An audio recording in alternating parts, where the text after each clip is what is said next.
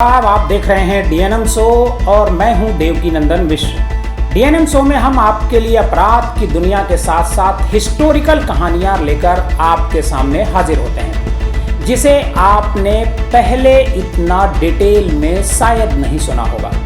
अगर आपको हमारी ये कहानी पसंद आती है तो हमारे इस चैनल को सब्सक्राइब कीजिए और इस कहानी को ज़्यादा से ज़्यादा लोगों को शेयर कीजिए। मुगलिया सल्तनत की हसीन कनीज अनारकली कौन थी? यह सवाल इसलिए कि अब तक हम में से अधिकतर लोग मुगल काल की इस हसीन कनीज को शाहजादा सलीम की प्रेमिका के रूप में जानते थे। सलीम और अनारकली की प्रेम कहानी पर फिल्मों से लेकर इतिहास की किताबों तक में बहुत कुछ लिखा गया है। यह भी कि बादशाह अकबर अपने सबसे बड़े बेटे सलीम के इस प्यार से नाखुश थे और उन्होंने गुस्से में अनारकली को दीवार में चुनवा दिया था। शाहजादा सलीम, जो आगे चलकर जहांगीर के नाम से मशहूर हुए, के आसिफ की फिल्म मुगल आजम ने अनारकली और सलीम की प्रेम कहानी को अमर बनाने में बड़ी भूमिका निभाई। लेकिन G5 पर release web series Taj divided by blood देखकर बहुत से लोग कंफ्यूज हो रहे हैं कि आखिर अनारकली कौन थी। क्या वह बादशाह अकबर के हरम में एक कनीज थी जिससे शाहजादा सलीम को प्यार हो गया था, या फिर वो बादशाह अकबर की बीवी थी जिससे उन्हें दानियाल नाम का बेटा पैदा हुआ था? इतिहास की किताबों में अनारकली को लेकर कई तरह की बातें हैं। आज के डीएनएम शो में हम आपको बताएंगे कि असल में माजरा क्या था और अनारकली कौन थी।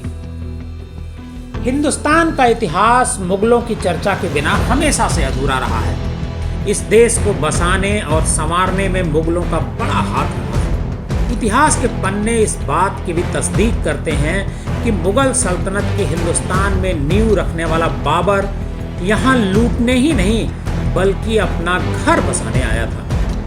आगे बादशाह अकबर ऐसे राजा हुए जिन्होंने राजपूत जोधाबाई से न सिर्फ शादी की बल्कि हिंदू, मुसलमान, सिख, ईसाई को समान अधिकार की वकालत की। लेकिन इन तमाम विषयों के बीच अनारकली एक ऐसा नाम है जिसमें इतिहासकारों की दिलचस्पी खूब रही है। अनारकली की खूबसूरती, उनके नृत्य और उसकी मौत को लेकर अलग अलग इतिहासकारों की अलग अलग राय है।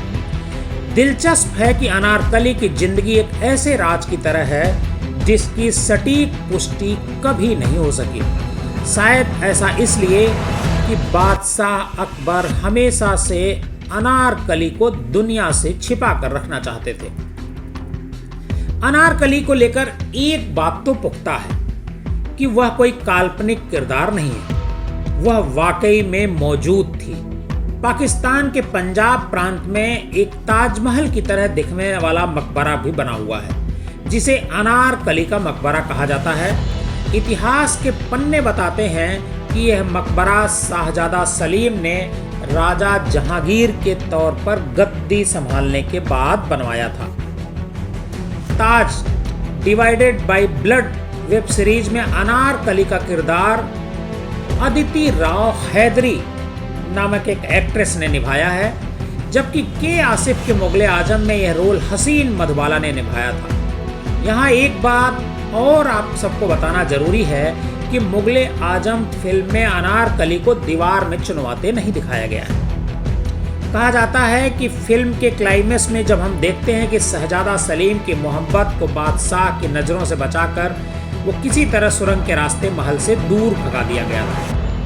बताया जाता है कि जब फिल्म की स्क्रिप्ट लिखी जा रही थी तब मेकर्स ने फैसला इसलिए लिया कि शायद दीवार में चुनवाने वाला अंत बहुत दुखद न हो जाए और दर्शक इसे बर्दाश्त न कर पाए। अनारकली का असली नाम हम आज आपको बताएंगे। अनारकली का असली नाम नादिरा बेगम बताया जाता है। कुछ इतिहासकार उसे सरफुन निसा के नाम से भी पुकारते हैं। वह ईरान से व्यापारियों के कारवां के साथ लाहौर आई थी। नादिरा बेगम इस कदर हसीन थी कि शहर के में शोर मच गया था जब वो यहाँ पर आई थी। राजवंश में हर नायाब चीज पर बादशाह का सबसे पहला हक होता है। ऐसे में नादिरा को अकबर बादशाह के दरबार में तलब किया गया। नादिरा को नृत्य का शौक था और बादशाह को उसका अंदाज बहुत पसंद आया। बादशाह अकबर ने ही नादिरा को अनारकली नाम दिया और अपने सबसे खास कनीज होने का ओहदा दिया। पाकिस्तान में जो अनारकली की कब्र है उस पर 2 तारीखें लिखी हुई हैं, एक 1599 और दूसरी 1615। सैयद अब्दुल लतीफ़ अपनी किताब तारीख़े लाहौर में लिखते हैं कि अनारकली असल में अकबर की बीवी थी, लेकिन शहजादा सलीम से इसके कारण उसकी जान चली गई। अब्दुल लतीफ़ आगे लिखते हैं कि कब्र पर जो 1599 लिखा है वह अनारकली के मरने का साल है, जबकि 1615 कब्र के निर्माण के पूरे होने का साल है।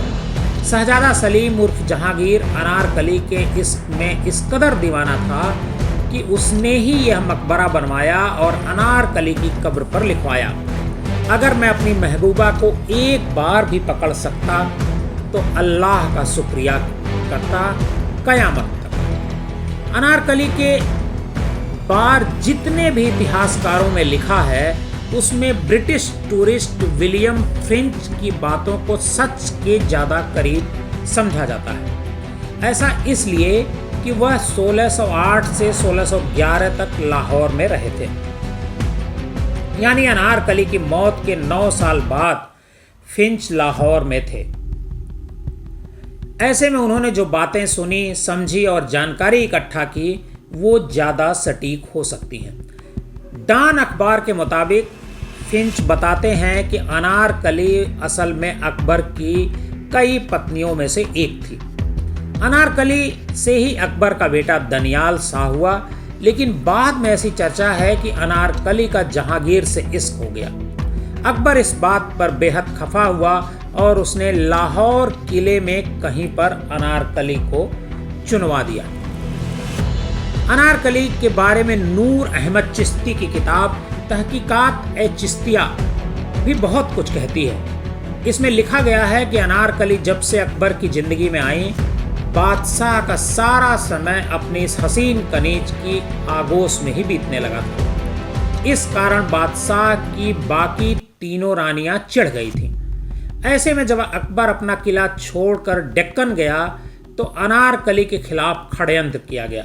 वह बीमार पड़ी और फिर मर गई।